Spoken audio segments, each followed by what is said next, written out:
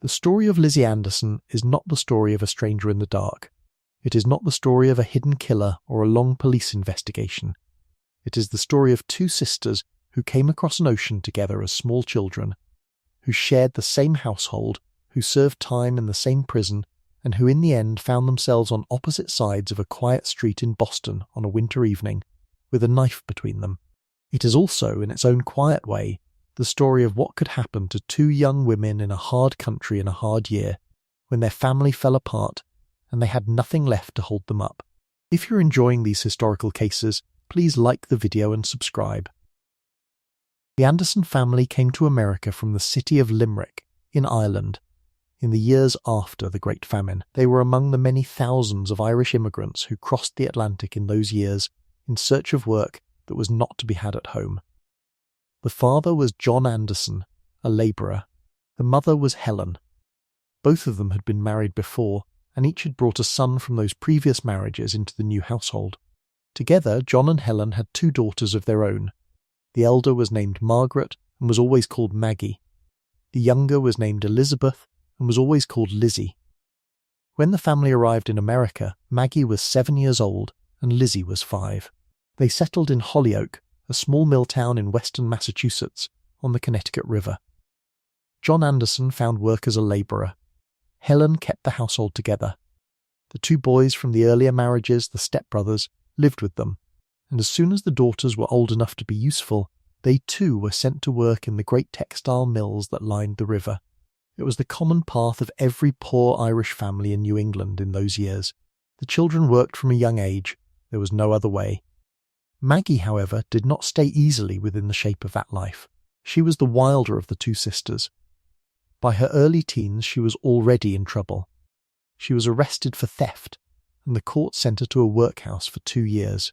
When she came out, she returned to the family home in Holyoke, but the trouble did not stay behind her. One day, not long after her return, Maggie and her mother quarrelled. The argument turned bitter, and in the heat of it, Maggie pushed Helen down a flight of stairs. Helen Anderson never fully recovered from the fall. She died of her injuries shortly afterwards. The death of his wife seems to have broken John Anderson. Sometime after the funeral, he gave up the household and left America altogether, returning alone to Ireland. The family home was left in the hands of the two stepsons, who now had no real authority over the two younger girls. Maggie, with no parents left to discipline her, returned to her old habits. Within a short time she was arrested again, and this time she was sent to Bridgewater Prison for another 2-year sentence. When she was released, she did not return to Holyoke. She made her way to Boston, the largest city in the state, and disappeared into its working-class districts.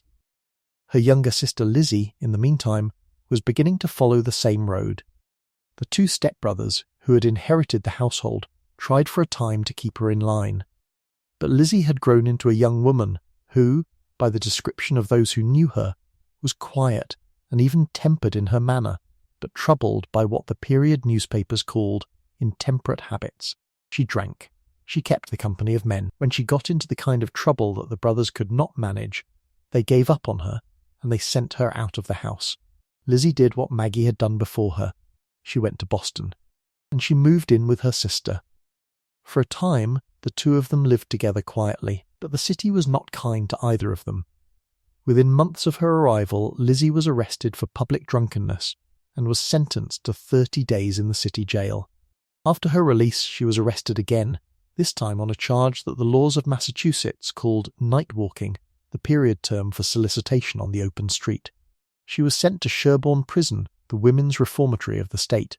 Her sister by then was also serving time at Sherborne for one of her own offences. The two Anderson sisters, who had crossed the Atlantic together as small children, were now both inmates of the same Massachusetts prison at the same time. A small incident from that period gives some sense of the bond between them. One day, the matron of the prison ordered Lizzie to scrub a floor. Lizzie refused, saying she was too tired. The matron raised her hand to strike her. Maggie, who was passing by at that moment, threw herself at the matron and began to beat her. Lizzie joined in. Both sisters were sent to solitary confinement, and they served the remainder of their sentences in separate cells. When the two of them were released, they returned to Boston. For a short time they lived together again. And then, slowly, the relationship between them began to break. The cause of the break, as both the period newspapers and the police later reported it, was a quarrel over the people Maggie had begun to keep company with. Maggie had begun to be seen in the neighbourhood with black men, and Lizzie objected. By the racial standards of working-class Boston in 1880, an objection of that kind was common in white Irish American households, and Lizzie was not unusual in holding it. But the matter became sharper when Maggie married. The man she married was named George Vannell. He was a black man. After the wedding, Lizzie moved out of the apartment that the two sisters had shared. The break between them became absolute. She would not speak to Maggie. She would not even acknowledge her on the street. Lizzie moved into a house on Bowker Street, in the West End of Boston, a part of the city that was at the time a rough working-class district close to the rail yards and the river. The address was No. 2 Bowker Street, a house run by a woman named Nellie French. It was, in the language of the period newspapers, a house of ill repute. Lizzie gave up her real name and began to call herself Ida King. She was 21 years old. Maggie, in the same months, was also living under an assumed name. She had taken to calling herself Stella Vannell, blending her married name with a new first name of her own choosing. She was 23. On the evening of Monday, the 19th of January 1880, the two sisters, neither of them using the names their mother had given them, came within sight of each other on a corner of the West End of Boston for the last time in their lives. The earlier hours of that evening, from the testimony later given in court, ran like this. Maggie had been drinking at a saloon and dance hall on Sudbury Street, a place known to the people of the West End as Doc Thayer's. It was a rough address, frequented by the harder element of the neighbourhood. Maggie had been drinking heavily, and she had become loud and quarrelsome. The bartender would later tell the police that he had been forced to quiet her down, and that when she at last left the saloon, she had taken with her a large folding knife of the kind workmen carried. As she went out the door, she had said openly, in the hearing of others, that she was going to find her sister, and that she intended to put the knife into her before the evening was out. A short time later, on the corner of Bowker and Sudbury Streets, a young woman named Josie Fay was standing in the cold. She would later be one of the chief witnesses to what followed. She saw Maggie coming up the street. Maggie called out to her and asked whether she had seen the woman she was looking for. Josie pointed down Bowker Street. There, a short distance away, Lizzie was standing with a young man, in conversation. The young man's name was Michael Tolan. He was a white man. Maggie walked up to them. She called out to her sister, and the argument that followed, as the witnesses later told it, was not only a quarrel about the man Lizzie was with, it was something older and angrier than that. Maggie accused her sister of hypocrisy. Lizzie had cast her out, had refused to acknowledge her on the street, had ended the relationship between them because Maggie had married a black man, and here was Lizzie, on a street corner in the West End, openly keeping company with a white one. The fury in Maggie's voice carried down the block to where Josie Fay was still standing. It was in the middle of that argument that the knife came out. Maggie drew it from her clothing in a single motion. She struck her sister in the chest. The young man Tolan tried to step between them, and was cut across the head and the hands as he reached for the blade. He fell back, badly wounded, but alive. Lizzie sank to the ground. The blade had gone in with such force that, as the medical examiner, Dr. Beach, would later determine, it had passed directly through the corset Lizzie was wearing and pierced her heart. There would be no recovering from a wound of that kind. The collapse was almost immediate. Maggie dropped the knife. She turned, and she ran. Josie Fay, who had seen the whole thing happen from where she stood, ran in the other direction, looking for a doctor. A police officer reached the scene first. He knelt down beside Lizzie in the street and asked her, more than once, whether she knew who had stabbed her. Lizzie, in the last words anyone would hear her speak, said only, "Let me alone." She was dead before the doctor arrived. Dr. Beach came shortly afterwards, and her body was taken to the city morgue. Michael Tolan was carried to the police station, where his head and hands were bandaged. His injuries were not fatal. Maggie did not get far. She had not gone to hide. She had simply gone back to the saloon. When Officer Aaron A. Downs of the Boston police walked into Doc Thayer's a short time after the killing, he found her there drinking again with the blood of her sister still on her clothes. She was, by the account of the patrons who were present, openly boasting of what she had done. She had told the room, in words that varied slightly from one witness to the next, that she had fixed her sister, or that she had done for her. The full weight of what she had said only seemed to settle on her once Officer Downes was leading her out of the saloon and into the cold air of Sudbury Street. She was arrested without resistance. At the police station, after she had been sobered enough to speak coherently, Maggie gave her own account of what had happened. It was an account that did not match the testimony of any of the witnesses, and it did not match the boast she had been making in the saloon only an hour before. She said that she had only been trying to warn her sister away from the young man Tolan, that she had not liked the look of him, that she had only wanted Lizzie to come home. She said that it was Tolan who had drawn the knife first, that he had rushed at her with it, and that Lizzie had thrown herself between them and had been struck by accident. "I know I must have stabbed him somewhere," she said of Tolan, "but I know I did not cut my sister. I would not do it for the world.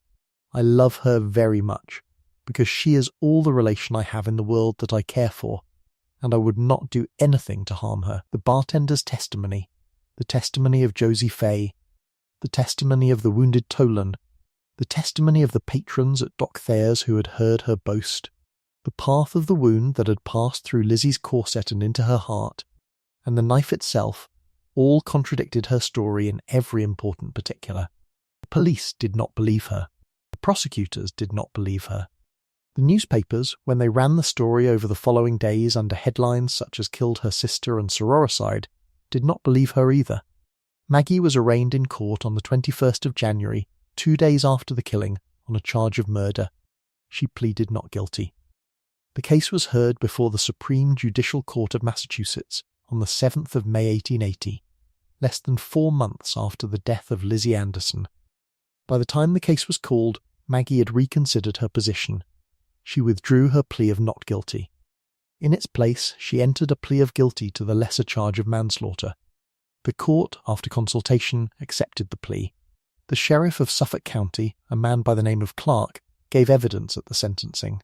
He told the court that since her arrest, Maggie had shown a great deal of grief for the loss of her sister. Whatever else was true of her, she had not been free of the pain of what she had done. The judge took that grief into account when he passed sentence. Margaret Anderson was sentenced to 3 years of hard labour at the Suffolk County House of Correction. To a modern listener, 3 years of hard labour for the killing of a sister may seem an astonishingly light punishment. In Boston in 1880, however, it was not unusual. The combination of 3 things, working together, almost always produced a sentence of that kind in the courts of the time. The first was the visible grief of the defendant in the months between the arrest and the trial. The second was the heavy involvement of alcohol on the night of the killing, which the courts of that era treated as a mitigating factor in cases of sudden violence. And the third, more quietly, was the social standing of the victim.